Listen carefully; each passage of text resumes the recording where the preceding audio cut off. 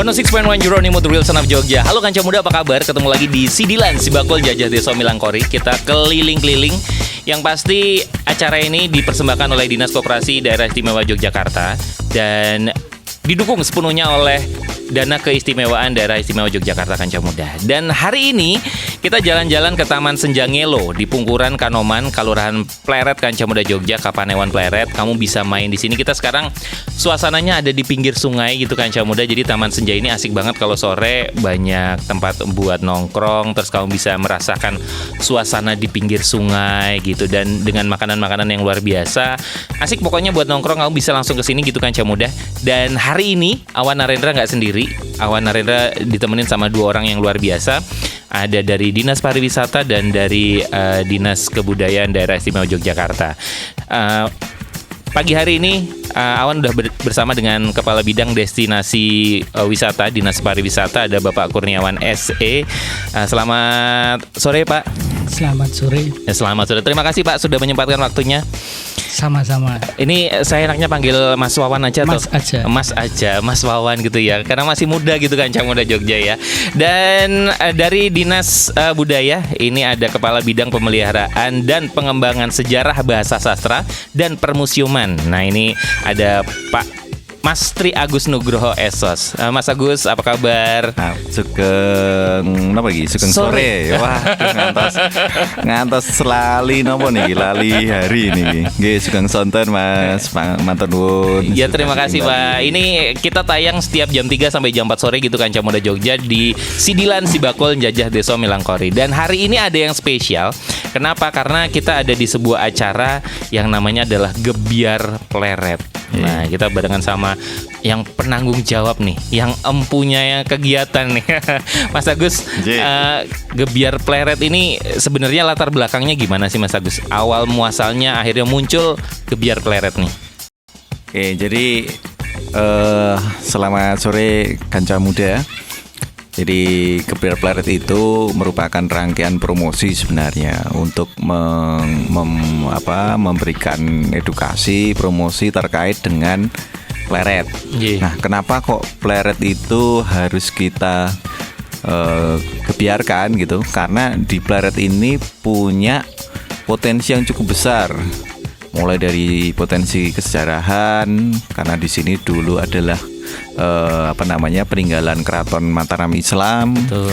Kemudian ada situsnya, ada situs Kerto, ada situs Pleret gitu kan. Kemudian ada situs Kauman. Di satu sisi kita juga punya museum yang ada di sini. Jadi konsep museumnya site museum.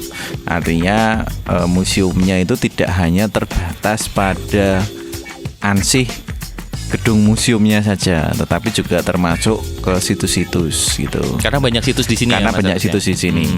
Nah, yang menarik lagi di Pleret ini toponim kampungnya itu atau padusunannya itu ada 11 padusunan itu.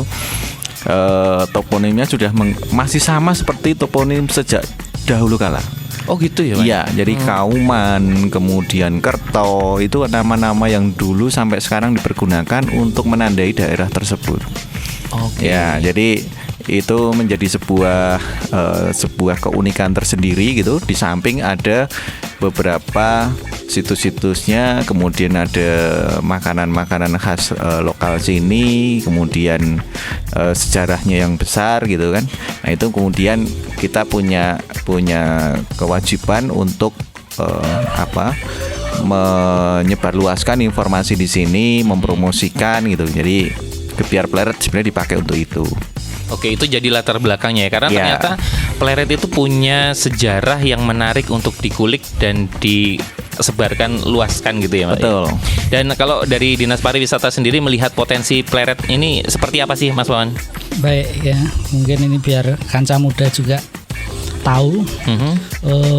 Pleret ini potensinya sebetulnya luar biasa untuk pariwisata, dan kebetulan kami ini juga di 2021 ini berproses mengkaji tentang wisata religi dan bersejarah. Sehingga memang Pleret ini selain nanti kondisi alamnya yang menarik, itu punya narasi storytelling yang luar biasa. Jadi betul. Keunggulan Pleret itu. Jadi mungkin tidak bisa disamai dengan destinasi wisata lain karena Pleret ini punya sejarah sendiri. Kan itu menarik karena kalau di destinasi hanya menikmati alam, keindahan sungai, keindahan pegunungan dan sebagainya tanpa disertai sebuah cerita narasi yang menarik, mungkin sekali datang sudah nggak balik lagi. Tapi kalau dengan narasi, orang akan berimajinasi sekaligus ada unsur edukasinya mengenai kesejarahan dan sebagainya, itu akan lebih menarik. Ya, ada storytelling yang kemudian itu jadi atraksi juga sebetulnya di destinasi wisata. Nah, Pleret ini memang masih perlu untuk kita kembangkan ya, karena kalau kita bicara pariwisata itu pasti aspeknya minimal 3. Jadi yang pertama bicara aksesibilitas, kemudian yang kedua bicara amenitas. Amenitas itu adalah? Amenitas itu seperti fasilitas pendukungnya. Jadi misalnya toilet, kita butuh musola, tempat parkir, ya, kemudian air bersih dan lain sebagainya. Jadi itu sangat penting. Lebih ke sarana prasarana, ya, bahasa sederhananya begitu. Nah, kemudian yang ketiga itu berkaitan dengan atraksi. Atraksi itu bisa banyak hal. Salah satunya tadi misalnya ada seni budaya yang bisa ditampilkan di sini yang asli di sini. Kemudian ada narasi storytelling yang bisa disajikan di sini itu sesuatu yang menambah atraksi di destinasi, sehingga itu yang sering kita sebut sebagai daya tarik wisata di situ. Nah, Pleret tiga-tiganya masih butuh kita kembangkan ya. Aksesibilitas dari setiap titik destinasi mungkin ini juga sedang berproses. Tadi Mas Agus juga sampaikan misalnya situs-situs, museum dan sebagainya sedang berbenah. Dari sisi pariwisata tentu akan memikirkan aksesibilitasnya seperti apa ya. Contohnya sekarang di tempat kita ini. Iya, betul. Jadi jalan masuknya aja sudah mungkin sangat terbatas, papasan tidak bisa. Kemudian nanti kalau ada yang mau keluar, kita masuk harus nunggu, mundur dan sebagainya. Itu kan sebetulnya prasyarat untuk destinasi yang baik kurang mendukung, sehingga memang butuh aksesibilitas yang cukup. Dan yang kedua, amenitas tadi sudah saya sampaikan, ini juga masih banyak yang harus kita kelola ya. Karena kalau sudah wisatawannya banyak, nggak ada toilet, nggak ada air bersih, itu akan jadi permasalahan tersendiri tentu. Dan yang terakhir, yang atraksinya saya kira potensinya luar biasa dan ini masih bisa kita kembangkan. Saya kira itu. Oke. Jadi akhirnya sebenarnya kalau untuk dari segi syarat itu Pleret ini sangat memenuhi ya, dari segi hal untuk atraksi terus narasinya ini sudah punya modal yang kuat nih Pak ya. Iya. Modalnya kuat ini sebenarnya Pleret itu. Tapi kalau misalnya dari segi kendala selain tadi prasarana fisik dan lain-lain, ada lagi nggak sih Pak yang kendala yang memang menjadi tantangan nih buat dinas-dinas dalam mengembangkan Pleret nih? Selain tadi dari segi akses masuk, kendala untuk SDM-nya sendiri ada kendala enggak sih Pak? Iya, jadi mungkin kalau dari sisi pariwisata, ya tentu dari modal potensi yang besar itu, kalau ibarat uang itu kan ya harus dicairkan biar bisa untuk operasional, kinerja dan lain sebagainya.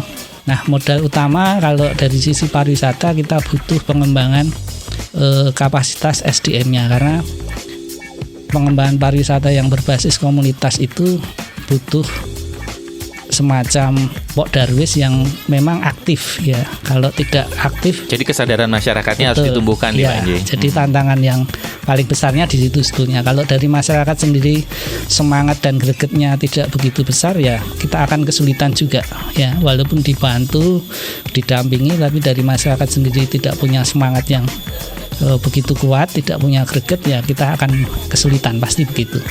Dan dari pariwisata ada bidang yang khusus menangani peningkatan kapasitas, namanya bidang kapasitas. Di dalamnya aktivitasnya termasuk nanti pelatihan-pelatihan ya. Pelatihan-pelatihan macam-macam, mulai dari pengelolaan destinasi sampai ke pemasaran. Nah, biasanya kalau destinasi yang dikelola oleh komunitas itu punya kelemahan mengenai publikasi atau pemasarannya. Oke. Ya, sehingga ada pelatihan untuk bagaimana mengelola medsos ya, biar misalnya Taman Senja Ngelo itu viral, dikenal, tidak hanya orang Pleret saja, tapi mungkin Bantul, DIY, bahkan luar DIY bisa mengenal. Itu perlu dilatih ya, sehingga kapasitas mereka, dan biasanya kita justru menggait anak-anak muda karena mereka lebih tertarik, punya tantangan untuk berkaitan dengan publikasi, memasarkan destinasi melalui medsos ya. Dan rata-rata kan kalau anak muda itu lebih tidak gaptek lah daripada yang tua. Betul. Jadi tantangan terbesar memang di sumber daya manusia, bagaimana pengembangannya seperti apa gitu ya.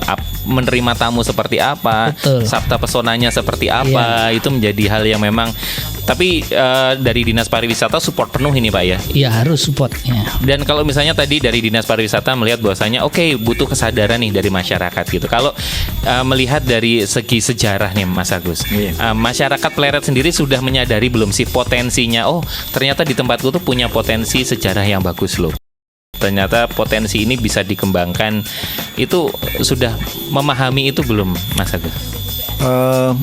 Kalau untuk penggunaan storytellingnya mungkin masih memang perlu penguatan ya. Ya, tapi kalau kemudian kita melihat masyarakat kemudian sadar bahwa mereka punya potensi alam yang kemudian bisa dikembangkan, itu ada. Sebagaimana contoh yang kita pakai yang sekarang ini di Taman Senja Ngelo ini pun, ini merupakan inisiatifnya dari masyarakat sendiri. Betul. Gitu. Kemudian ada juga yang di Banyu Kencono itu pun, itu juga basisnya adalah community base. Nah, jadi kalau untuk aspek pariwisata yang terkait dengan alam itu sudah bergerak gitu. Cuman kalau aspek kemudian storytellingnya terkait dengan kesejarahan ini yang masih perlu digenjot, dan itu menjadi PR di kami. Artinya warga Pleret harusnya lebih jauh berbangga gitu, karena dia punya situs gitu, dibandingkan saya misalkan punya peninggalan, dibandingkan saya sendiri misalkan saya di kami di tempat tinggal saya nggak punya situs gitu. Nah, itu harus sebenarnya saya sepakat storytelling itu harus menjadi salah satu muatan yang harus ada di dalam pariwisatanya. Jadi wisata budayanya memang harus dikombin dengan setara. Jadi nggak cukup punya situs, tetapi dia harus bangga punya situs, dan dia harus bisa juga memanfaatkan situs itu untuk kepentingan ekonomi mereka. Itu. Nah, kadang-kadang kan justru orang yang punya itu justru merasa nggak punya gitu, nggak punya kalau dia punya potensi karena besar. Udah terbiasa gitu, karena jadi sudah terbiasa. menganggapnya bukan potensi biasa gitu. Iya, padahal kalau kita mau bikin situs kan nggak bisa. Betul. Itu kan nggak bisa. Beda dengan konsep wisata yang kemudian bikinan kan gitu. Itu dimanapun bisa. Tapi kalau situs nggak bisa. Nah, tapi itu justru yang harus menjadi kekuatan yang harus disadari oleh masyarakat Pleret. Nah, kami juga mencoba membuatkan infografis terkait dengan kesejarahan Pleret, dan di tahun 2021 ini ada infografis mengenai pola perdagangan jalur rempah. Oke. Nanti kaitannya apa kan gitu? Kok jalur rempah bisa di Pleret di tengah-tengah ini gitu kan? Itu seperti apa itu Mas? 106.1 Jeronimo The Real Son of Jogja. Masih di Sidilan Sibakul Jajah Desa Milangkori.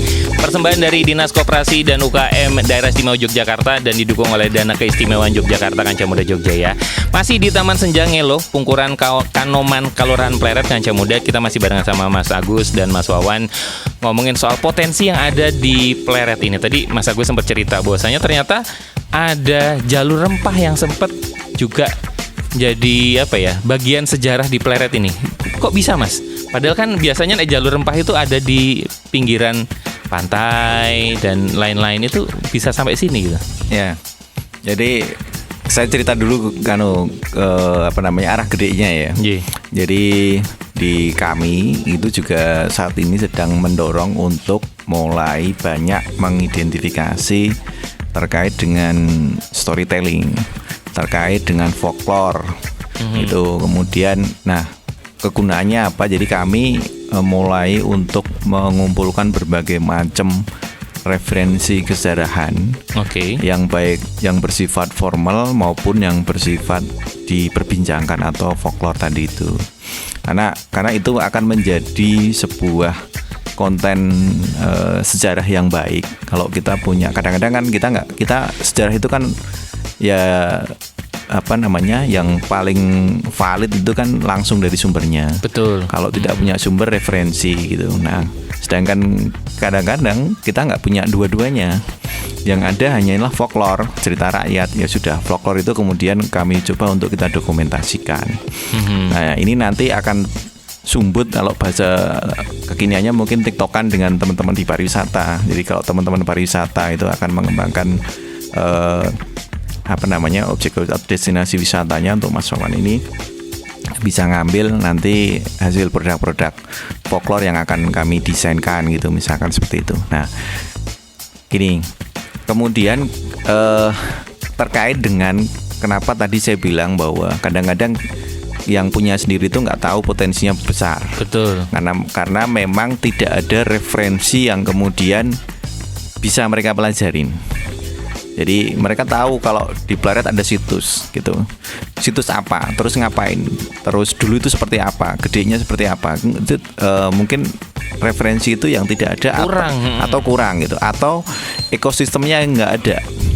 Maksudnya gini, ekosistem yang nggak ada itu bisa jadi tersedia dalam buku teks yang formal banget gitu. Sehingga ketika orang mau belajar cepat itu harus baca keseluruhan, nggak ada shortcutnya, nggak ada eksekutif summary-nya, ya sudah, orang males kan gitu. Iya, betul. Nah, ini kita coba untuk bikinkan 2 produk, yang satu infografis, yang satu memang kajian resmi gitu.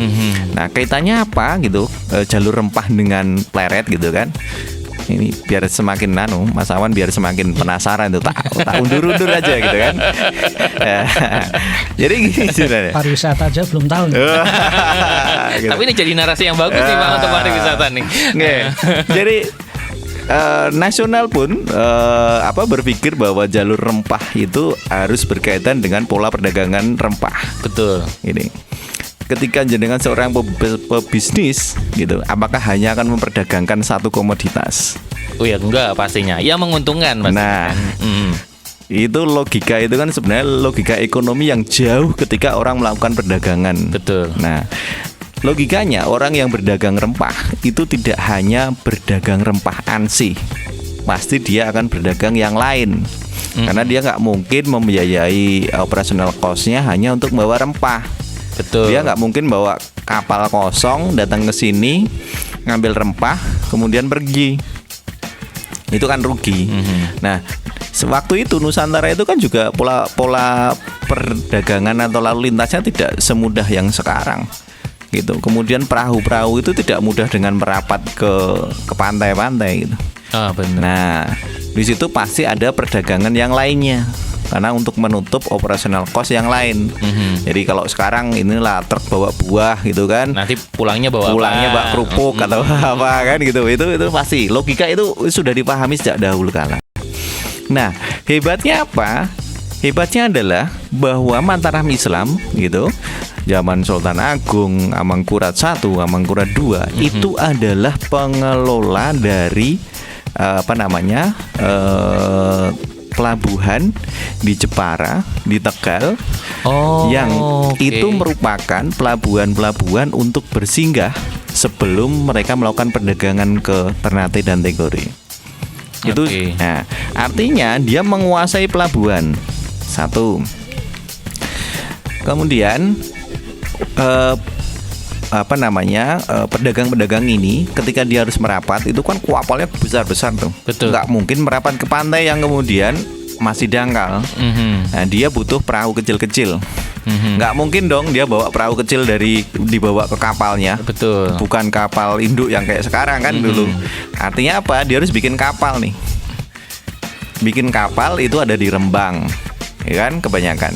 Nah, Rembang kan butuh masukan kayu nih. Kayu dari mana? Ya pasti dari pulau. Pulau miliknya siapa? Milik Mataram Islam. Nah gitu loh, milik Sultan Agung. Jadi pelabuhan, kemudian kayu, gitu. Dia menguasai itu. Yang kedua, beras. Orang naik kapal butuh makan kan, nggak mungkin makan pala kan gitu. Nah, logika itu. Kemudian beras ini yang punya siapa? Ya hanya Kerajaan Mataram Islam. Oke. Nah, pola Kerajaan Mataram, jadi dia mengontrol pola perdagangan, atau dia bisa tidak mengontrol 100%, tapi dia bisa mempengaruhi. Punya andil besar gitu. Punya andil besar mulai dalam proses perdagangan itu adalah tadi komoditas beras, komoditas kayu, kemudian dia penguasaan di di pelabuhan. Termasuk ketika kemudian VOC itu ada di Batavia, dia mengontrol juga kekuasaan itu. Oke. Nah, dia mensuplai angkatan perang makanan yang di VOC dan sebagainya dari mana kalau nggak dari Mataram Islam. Jadi Mataram Islam itu menguasai dari ujung timur sampai ujung barat Pulau Jawa, kecuali Banten dan Batavia. Kenapa? Nah, Batavia enggak, kenapa? Karena dia sudah kerjasama dengan Mataram Islam. Nah, itu. Jadi ketika pola-pola perdagangan itu pun itu menjadi kekuasaan dari Mataram Islam. Dan asal muasal Mataram Islam pun sendiri salah satunya dari Pleret. Dan waktu itu memang sentralnya di Pleret. Ketika pada posisi di Pleret penguasaannya. Oke. Jadi penguasaan di Pleret, kemudian Amangkurat I, Amangkurat II, kemudian adanya pemberontakan itu, kemudian di sini kan kerajaannya hancur, baru kemudian pindah di Kartosuro kan begitu. Oke. Jadi Pleret ini punya cikal bakal yang memang menguasai satu Jawa. Sebenarnya ini salah satu narasi yang menarik kalau ketika ini bisa diangkat menjadi sebuah narasi pariwisata juga ya Pak ya. Betul, iya. Karena kan akhirnya orang juga datang ke sini nggak cuman akhirnya melihat tempatnya, nggak melihat situsnya, tapi akhirnya menambah wawasan, tahu punya pandangan yang berbeda gitu, dan ada rasa kebanggaan tersendiri loh sebenarnya. Iya. Dan kami juga kajian ini baru kita lakukan di tahun ini gitu untuk pembuatan infografisnya, karena kita sebenarnya challenge-nya waktu itu adalah kami diminta untuk ikut pameran jalur rempah. Kemudian saya berpikir mosok sih kita itu punya jalur rempah kan gitu. Akhirnya pertanyaan saya itu kemudian kita explore gitu kan. Oh, ketemunya ternyata ada jalur rempah utama dan jalur rempah sub utama. Nah, kita masuk yang sub utama. Oke. Jadi bukan jalur rempah yang memang perdagangan ansih rempah, tetapi kita perdagangan yang di luar rempah tapi mempunyai peran terhadap jalur rempah. Tapi itu menjadi sebuah jawaban ketika kenapa kok di daerah Bantul ini juga banyak sentra-sentra jamu ya Pak ya. Akhirnya kan juga karena banyak juga perdagangan rempah di situ, terbanyak cerita-cerita di situ juga. Itu sebenarnya saling terkait nggak sih itu? Saling terkait. Terkait kan? Ya, tapi itu era pasca postkolonialis. Oke. Jadi nanti begini, ketika kita bicara jalur rempah, itu ada pola perdagangan dagang internasional di awal gitu, yang di awal-awal. Terus kemudian ketika ternyata di Nusantara ini ada rempah nih. Nah, kemudian Belanda punya ide, kemudian ditawarkan, dia membentuk kongsi dagang namanya VOC itu.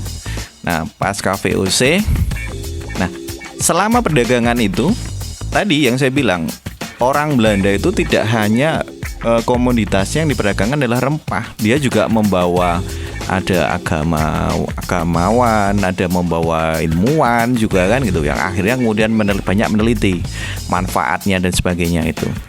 Nah, pada titik tertentu saya lupa namanya, jadi ada orang Hindia Belanda itu dia bikin buku mengenai rempah-rempah selain rempah yang ada, seperti pala dan sebagainya.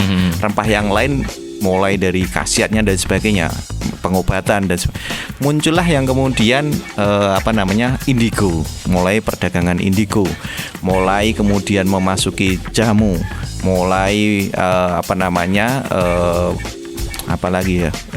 empon-empon dan sebagainya ya, kayak gitu. Nah, itu pasca adanya VOC.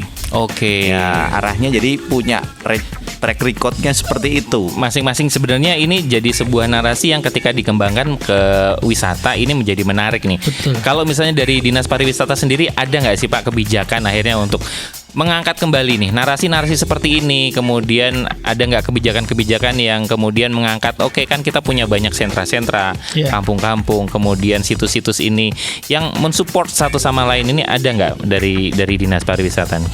Iya, baik. Jadi Kanca Muda juga biar semuanya juga tahu, tentu kita punya kebijakan ya yang selalu bagaimana agar desa atau kelurahan yang punya potensi itu kita kembangkan. Betul, ya. betul. Salah satunya menjadi desa wisata. Tadi seperti Mas Agus ceritakan, itu juga saya baru tahu ya. Jadi artinya ternyata punya banyak hal lain yang bisa mendukung untuk pengembangan pariwisata. Contoh misalnya storytellingnya itu sudah jadi. Pleret ini mungkin wisatawannya tidak hanya domestik ya, mancanegara, orang Belanda mungkin jadi ingat ya, oh ternyata Belanda juga punya sejarah di Pleret misalnya begitu. Nah ini yang saya kira jadi sesuatu yang tidak dipunyai tempat lain juga ya, ibaratnya kayak Prambanan Borobudur itu, jadi di tempat lain nggak akan ada. Nah ini satu hal yang menurut saya juga perlu kita dorong. Jadi kebijakan tadi, balik ke pertanyaan bagaimana kebijakan pemerintah daerah khususnya pariwisata, sektor pariwisata, tentu kami akan mendorongnya melalui berbagai pintu ya. Dan pintu itu selain tadi yang saya sampaikan pengembangan kapasitas SDM-nya, tentu juga sarprasnya tetap harus kita kembangkan. Nah, sarpras dengan storytelling misalnya tadi yang dicontohkan itu pernah kita coba, kita kembangkan. Contohnya misalnya kami bikin QR code di destinasi sehingga wisatawan itu tinggal scan, kemudian keluar ceritanya, museum iya, betul, ini ada cerita ini.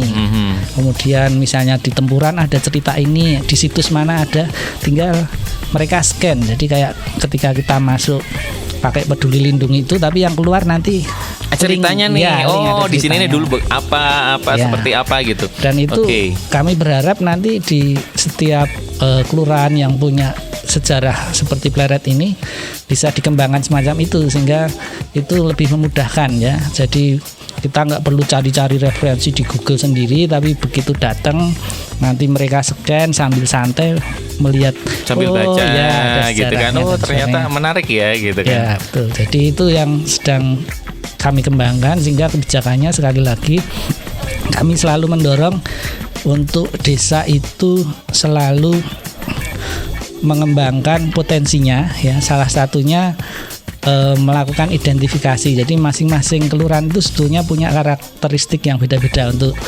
pariwisata itu, sehingga mereka kita dorong, syukur-syukur mereka sudah bisa bikin master plan sendiri, itu lebih baik ya, karena kalau nunggu dari kami pasti bisa bertahun-tahun. Betul, karena banyak kan lingkup terlalu yang harus banyak apa. Dan Pleret ini kayaknya sudah punya master plan ya Mas Agus ya. Jadi kita lebih enak, tinggal nanti menindaklanjuti dengan DED sisi mana yang harus dikembangkan. Misalnya di Ngelo ini kita lihat sarprasnya apa yang bisa kita kembangkan, kita bantu. Saya kira itu akan jadi prioritas di kami. Sehingga mungkin kalau hanya community base aja idenya, itu kadang-kadang estetikanya juga mereka belum begitu paham ya. Kalau untuk melayani wisatawan yang mancanegara harus seperti apa dan sebagainya, saya kira itu juga jadi hal yang penting untuk kita bantu, untuk kita dampingi teman-teman yang di community.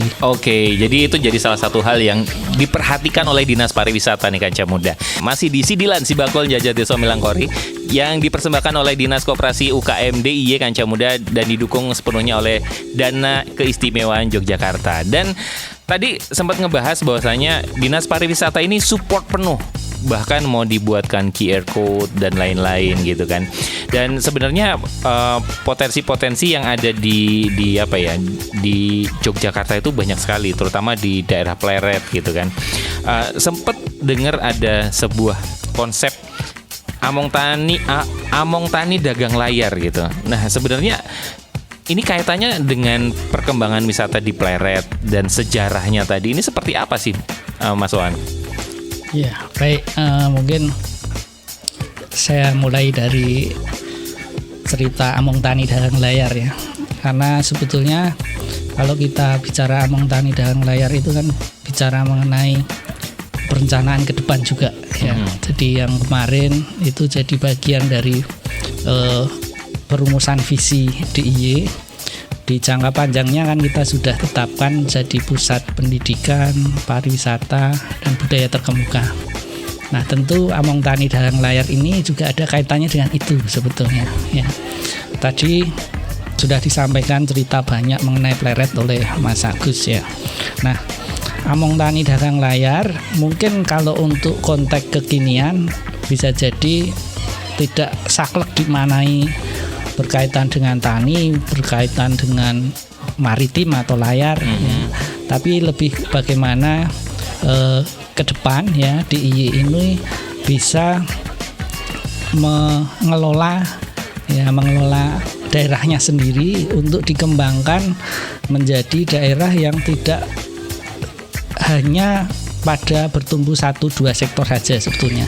Nah oleh karena itu kolaborasi ya, contoh yang Gebyar Pleret ini sebetulnya sebuah implementasi dari Among Tani Dalang Layar juga sebetulnya kalau mau diruntut-runtut begitu. Karena apa? Karena kita sekarang sudah tidak bisa bekerja sendiri ya. Misalnya pariwisata nih, saya ambil contoh Among Tani Dalang Layar yang sekarang kita implementasikan, kita maknai sebagai sebuah kalau dari sisi pariwisata sebuah pengembangan pariwisata yang bisa berdampak mengurangi ketimpangan antara utara dan selatan.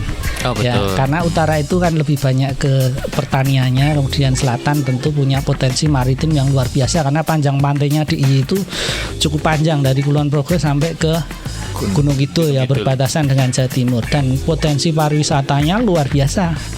Kunjungan wisatawan di DIY itu statistiknya favoritnya masih pantai. Dan Gunung Kidul sekarang melejit cukup signifikan, jadi pengunjungnya cukup banyak dari Giri Subo sampai ke perbatasan Bantul Parangtritis di Watugupit itu. Jadi selatan ini diharapkan ditambah dengan pengembangan JJLS tentunya ya, infrastruktur jalan lintas selatan, itu ketimpangan antara utara dan selatannya akan berkurang ya, dengan masuknya sektor pariwisata di selatan yang cukup banyak potensinya yang sedang kita kembangkan juga, sehingga nanti harapannya utara dan selatan itu tidak timpang ya, dari sisi kesejahteraan. Artinya pariwisata ini juga ingin berkontribusi untuk mengurangi ketimpangan. Nah itu salah satu bentuk wujud dari sebetulnya aktualisasi yang nyata dari Among Tani dan Dalang Layar, karena di selatan itu juga butuh bahan pokok yang dihasilkan di utara, yang utara juga sebaliknya butuh ya. Jadi ini yang kita implementasikan di sektor pariwisata semacam itu. Walaupun kalau kita bicara lebih luas lagi, mungkin nanti juga Mas Agus bisa jelaskan. Memang konsep Among Tani Dalang Layar ini kalau kita maknai lebih luas lagi, pasti tidak hanya seperti yang saya sampaikan itu ya, karena kita ini kan salah satunya misalnya dari pariwisata, sekali lagi di Kulon Progo sudah kita buka bandara baru ya, yang itu pintu gerbang yang luar biasa itu, dan letaknya sebetulnya juga di selatan ya. Ya artinya misalnya di Kulon Progo itu juga butuh kesiapan bagaimana Kulon Progo di bagian utara, karena itu konektivitas YIA dengan Borobudur potensinya juga luar biasa ya. Sehingga konsep Among Tani Dalang Layarnya juga bisa diterapkan di situ ya, sebetulnya untuk mengembangkan potensi antara YIA dengan Borobudur, karena Borobudur itu sekarang jadi destinasi super prioritas yang dikembangkan pemerintah pusat. Nah makna Among Tani Dalang Layar sekali lagi tidak bisa kita maknai secara mentah sebetulnya ya, karena cukup dalam sekali itu maknanya, cukup luas, sehingga sekali lagi tidak hanya bicara mengenai pertanian dan ekstremnya kelautan ya.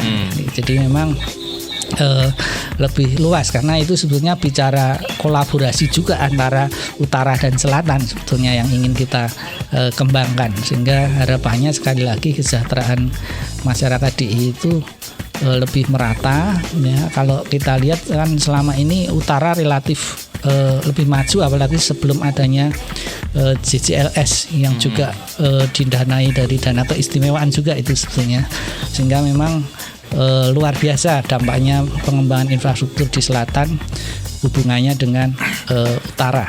Oke, jadi sebenarnya konsep Among Tani dagang layar itu adalah konsep di mana semua sektor itu dikembangkan secara bersama dan terkait ya Mas. Betul. Akhirnya itu jadi apa ya, keunggulan masing-masing, keunggulan itu saling mendukung satu sama lain. Termasuk dari segi budaya, terus dari segi sejarah, terus dari segi pariwisata itu juga saling dukung satu sama lain gitu. Kalau dari konsep kebudayaan nih Mas, pripun Mas Agus? Oke, jadi Among Tani dagang layar, saya sepakat tadi dengan penerjemahannya Mas Wawan yang dari tidak hanya ansih bertani dan berlayar, tidak dimaknai situ, tapi merubah cara pandang bahwa kita harus berpikirnya tidak hanya lokal. Dan simbah-simbah kita di Pleret itu sudah berpikir itu sejak zaman perdagangan jalur rempah itu sebenarnya. Yang tadi saya sampaikan, jadi Mataram Islam sudah berpikir mengenai penguasaan terhadap pelabuhan. Ketika dia menguasai pelabuhan, berarti dia menguasai dunia internasional. Yang dia jual adalah produknya lokal. Yang dia jual apa? Ya tadi itu beras, kemudian kayu, kemudian nanti ada pola-pola subsisten yang lain gitu kan, bahan pokok yang lain. Nah dia karena dia tahu di sini nggak ada rempah, nggak ada pala gitu. Ya gimana dia bisa kemudian ikut dalam perlombaan itu, ya dia kuasai pelabuhan. Itu kan sebenarnya cara berpikir strategis untuk kemudian menguatkan di kancah internasional. Nah, Among Tani dagang layar sebagai pemaknaan sejarahnya adalah seperti itu. Walaupun kemudian begini juga di Pleret ini sendiri itu ada konsep Segoroyoso. Apa itu Mas? Nah, Segoroyoso itu konsep pelabuhan, army gitu, pembentukan army untuk mensupport, juga dipersiapkan untuk mensupport penguasaan di. Jadi sebenarnya sudah mulai untuk terontong-terontong mau keluar nih, nggak hanya bicara mengenai nggak hanya bicara mengenai Jawa nih. Jadi sudah mau penguatan ke arah yang lebih besar lagi, eksplorasi daerah-daerah yang lain. Atau padahal letaknya di selatan kita ya Mas? Iya, di seberang sungai ini kan. Di seberang sungai kita, di seberang sungai ini. Itu simbah-simbah kita sudah berpikir ke sana gitu kan. Okay. Nah, ini kemudian ada kemunduran. Nah, itu sebenarnya kenapa pola tadi saya juga nambahin yang Mas Wawan, kenapa pola selatan dan utara ini menjadi timpang? Sebenarnya juga gara-gara jalur rempah. Kenapa waktu itu? Nah, kenapa kan gitu? Mesti gitu. Menarik. Nah, kenapa gitu? Logikanya begini. Jadi setelah kemudian VOC itu bangkrut,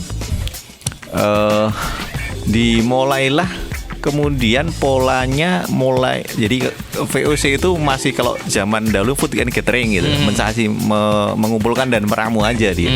Nah, pasca kemudian keruntuhan VOC karena hutangnya VOC terlalu banyak gitu. Kenapa berhutang? Nanya enggak ya, enggak usah. karena terlalu banyak mencampuri urusan politik di dalam negeri. Itu yang kemudian dia harus menanggung penggeraan SDM untuk itu, dan dia hutangnya banyak. Nah, tetapi walaupun hutangnya dia banyak, nah dia akhirnya punya capital. Capitalnya apa? Lahan kekuasaan.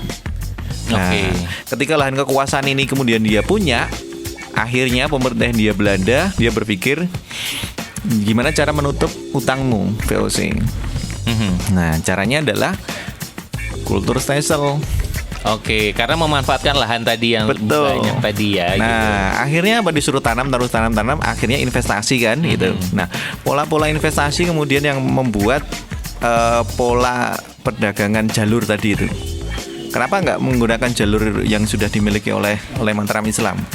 Ya, karena nanti akhirnya dia kan juga harus merebut lagi kan. Merebut lagi itu repot akhirnya lagi. Dia bikin jalur sendiri kan. Okay. Nah, jalur sendiri itu logika saya mengatakan itulah kemudian efek ke pertumbuhan ekonomi itu mulai dari sana. Karena efeknya awal mulanya dari situ.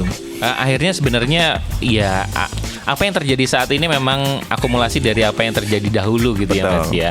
Dan kalau misalnya melihat hal itu sebenarnya itu jadi sebuah konsep yang ketika narasi itu diangkat jadi apa ya, salah satu bahan wisata yang menarik ya Mas ya. Iya. Dan itu kalau misalnya tadi ketika kita mendapatkan cerita dari penutur langsung itu menarik. Kemudian kalau misalnya tadi katanya ada QR code dan lain-lain, itu juga jadi satu tempat kita belajar menambah wawasan yang itu gampang dan siapa saja bisa mengakses. Itu rencana memang segera terwujud nggak nih Mas gitu? Kapan nih mau ditaruh di mana nih? Seperti apa nih gitu? Karena itu menarik sebenarnya ketika kita bisa mengakses itu ketika datang ke tempat, terus kita mengakses itu. Jadi sampai di tempat itu nggak cuma menikmati wisata alamnya, tapi juga wisata pengetahuannya gitu. Ya kalau wisata nunggu dari budaya ceritanya. Ini bentuk kolaborasi ini sebenarnya nih. Ya, jadi dulu yang menggelitik sebenarnya dari Mas Wawan juga, dari pariwisata. Kemudian ketika saya diajak ke destinasinya itu di sini ada ceritanya gitu, sebenarnya ada storytellingnya dan ketika ini kemudian kamu bikin infografis itu bagus gitu kan. Saya juga berpikir, ngapain nih nggak sekalian tak bikinkan dalam satu ekosistem yang terkumpul gitu, terintegrasi jadi satu ya. Terintegrasi jadi satu gitu. Ya sudahlah, karena kami juga punya seksi sejarah gitu. Ya kaitannya yang terkait dengan tadi folklore, kemudian nanti akan menjadi storytelling itu digunakan untuk apa, monggo. Tapi paling tidak kami menyiapkan ekosistem kajiannya yang pertama. Oke. Kami mulai saat ini mengidentifikasi ada kurang lebih 100 tetenger gitu. Banyak. Tetenger tanda-tanda itu kan. Tanda ya, karena tanda-tanda ini nggak pernah ada yang ngopenin, padahal dia punya makna sesuatu di ketika ada tetenger itu. Kemudian resan gitu juga mulai kita openin. Tahu nggak resan? Apa Mas? Baru mau saya tanya. Jadi resan tuh Mas Awan itu adalah vegetasi yang ada di daerah Gunung Kidul. Biasanya vegetasinya itu pasti besar, pohonnya besar, di tempat yang strategis, dan biasanya tidak jauh dari situ itu ada umbul atau tok atau mata air. Iya, betul. Itu yang disebut dengan resan, dan biasanya memang dikultuskan. Ada sejarahnya, ada ceritanya sendiri biasanya. Dan dikultuskan sebenarnya itu metode mbah-mbah kita juga untuk melindungi itu biar nggak ditebang, biar nggak nah itu yang menarik juga untuk kemudian pelestarian. Ya, pelestarian. Jadi sebenarnya ketika kita bicara kebudayaan itu sebenarnya tidak hanya mohon maaf, biasanya hanya memaknai tari-tarian, hanya memaknai pertunjukan atau kemudian cagar budaya, ya tidak sebenarnya. Jadi ada yang namanya eco-culture misalkan seperti itu. Itu juga menjadi sebuah hal. Nah, di Pleret itu punya sebenarnya vegetasi yang khas daerah sini. Dan daerah sini hanya ada satu pohon. Apa, Mas? Pohon panjongko. Pohon panjongko. Ya. Oke. Itu ada di situs Ratu Malang. Nah, kemarin saya ngobrol dengan Pak Lurah gitu kan, Pak Taufik gitu. Itu kalau harus menjadi iconic vegetation yang ada di Pleret. Karena langka, karena adanya hanya di sini.